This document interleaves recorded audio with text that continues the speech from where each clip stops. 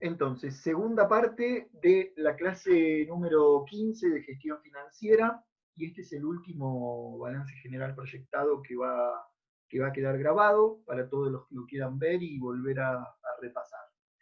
Así que ponemos en pantalla de nuevo el trabajo práctico número 9. Acá lo tienen. Habíamos hecho en la parte anterior el presupuesto financiero, el presupuesto económico, y dentro del balance general proyectado teníamos que pasar al patrimonio neto. Entonces, ahí tenemos que fijarnos, como ustedes lo habrán hecho, en el patrimonio neto que teníamos ya en el balance real al 30 de junio. Teníamos un capital de 450.000 pesos, que lo vamos a copiar, y teníamos ya resultados acumulados por 64.000 que se van a seguir arrastrando. Entonces, en nuestro patrimonio neto proyectado al 31 de diciembre, el capital lo copiamos y a los resultados acumulados que venían, me olvidé el importe, por 64.000, acá están, al 30 de junio, le sumamos los 172.000 pesos que nos da como utilidad neta proyectada el presupuesto económico. ¿Sí? Entonces, 172.000 que nos da como utilidad neta proyectada el presupuesto económico, más los 64.000 que ya venían como resultados acumulados en el balance del 30 de junio, nos queda 236.000 de resultados acumulados. Sumamos capital más resultados acumulados, obtenemos el total del patrimonio neto, y por último, sumamos el total. ¿Qué total? Ustedes saben que es el total del pasivo más el total del patrimonio neto, para corroborar que ese total balancee con el total del activo. ¿Hasta ahí alguna pregunta? Bien. Y la última tarea es pasar este balance proyectado al 31 de diciembre, pero ya no de esta manera con los nombres de estas cuentas, sino de acuerdo a las resoluciones técnicas 8 y 9, separados en activo y pasivo, corriente y no corriente, y con el nombre de los rubros. Y ya sin detallar los nombres de las cuentas. Entonces, nosotros en el activo, como ya lo teníamos, no es tan difícil, pues ya lo teníamos las cuentas ordenadas de lo más líquido a lo menos líquido. Entonces, caja, títulos públicos, deudores por ventas y mercaderías van a ir en el activo corriente. Caja en el rubro, yo tengo que poner primero el título, esto es importante, poner el título. Balance general proyectado el 31 de diciembre. Segundo título, activo. Dentro del activo abro el activo corriente. Estos títulos tienen que estar, porque así se debe presentar un balance.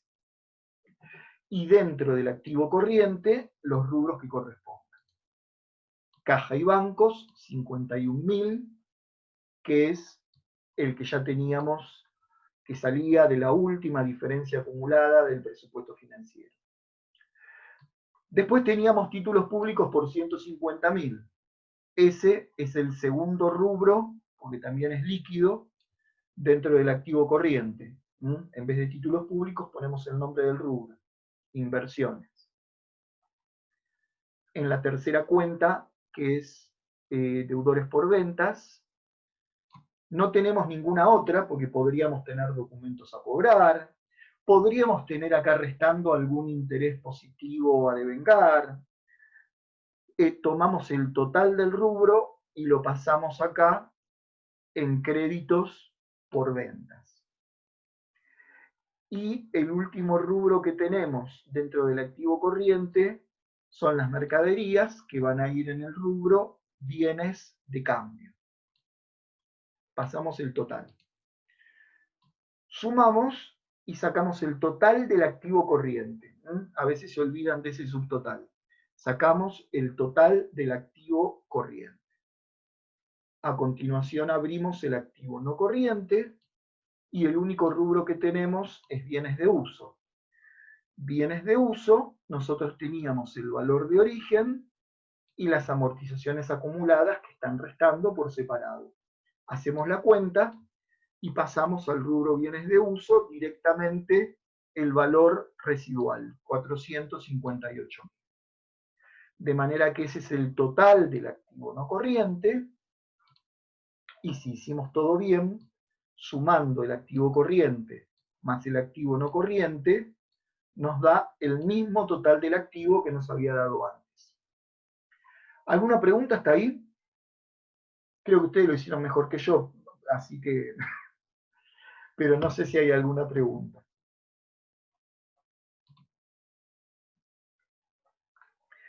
Después tenemos el pasivo y patrimonio neto. Entonces, ¿qué cuentas teníamos nosotros en el pasivo? Proveedores. Proveedores sabemos que pertenece a un rubro que se llama deudas comerciales. Lo mismo si tenés un documento a pagar que le firmaste a un proveedor. Ahora, si ese documento a pagar se lo firmaste a un banco, es una deuda bancaria. En este caso, deudas bancarias tenemos acreedores prendarios. Y después tenemos sueldos a pagar y SAC a pagar, que son deudas sociales, las deudas con los empleados, y servicios a pagar, que puede ir en el rubro otras deudas. Las deudas tienen un orden. Primero van las deudas comerciales. Entonces empezamos por deudas comerciales con proveedores 300.000 pesos. ¿De acuerdo? Deudas bancarias hay que tener cuidado, porque son los acreedores prendarios.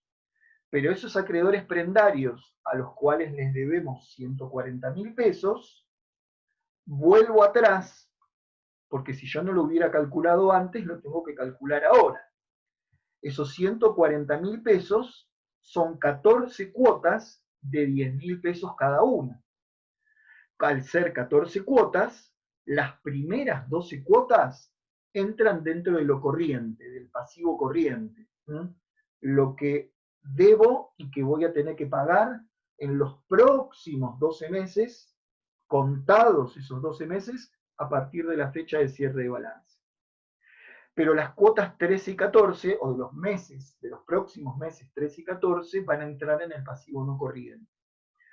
Por eso, cuando hacemos el balance general proyectado por rubros, acá está, en deudas bancarias no pusimos 140.000, los otros 20.000 lo vamos a derivar al pasivo no corriente. En el pasivo corriente tenemos deudas bancarias, las 12 cuotas de 10.000, 120.000. ¿Estamos de acuerdo? Deudas sociales 30.000 eran la suma que habíamos visto acá de sueldos a pagar y SAC a pagar.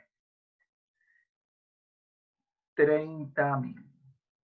Y nos quedó los servicios a pagar en el rubro otras deudas. La suma de todas estas nos da el pasivo corriente. Abrimos el pasivo no corriente y la única cuenta que tenemos es los acreedores prendarios, o sea, el crédito que tengo como deuda con el banco, pero las dos últimas cuotas, las que superan los 12 meses. Entonces ahí tenemos 20.000 pesos. Ese es el total del pasivo no corriente. Sumando el pasivo corriente más el pasivo no corriente, obviamente me da el mismo total del pasivo que me había dado acá arriba cuando lo hice sin separar en corriente y no corriente. 475.500. Total del pasivo. El total del patrimonio neto, según las RT 8 y 9, esas resoluciones técnicas de la Federación Argentina de Consejos Profesionales en Ciencias Económicas, se pone en un solo renglón. Por eso es que después, aparte, yo tengo que aclarar cómo está compuesto ese patrimonio neto. Es más, existe un estado contable que no lo vimos, que se llama estado de evolución del patrimonio neto, que me indica cómo se compone el patrimonio neto y cómo evolucionó en el último año. El total del patrimonio neto es de 686.000. Acá está detallado cómo se compone, capital y resultados acumulados. Pero cuando lo paso por rubros, directamente en un solo renglón, paso el total del patrimonio neto. Y finalmente, sumando el total del pasivo más el total del patrimonio neto, obtengo el total que coincide con el total del activo.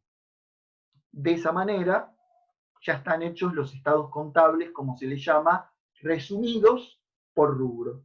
La idea de las normas técnicas que nos piden presentar el balance de esta manera es que el que lo mira así pueda tener un primer pantallazo en una sola mirada de cómo va a estar el activo corriente, el activo no corriente, sin tener que dar vuelta a la hoja.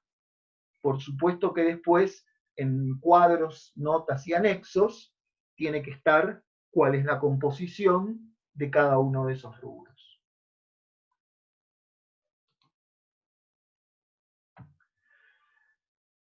Bueno,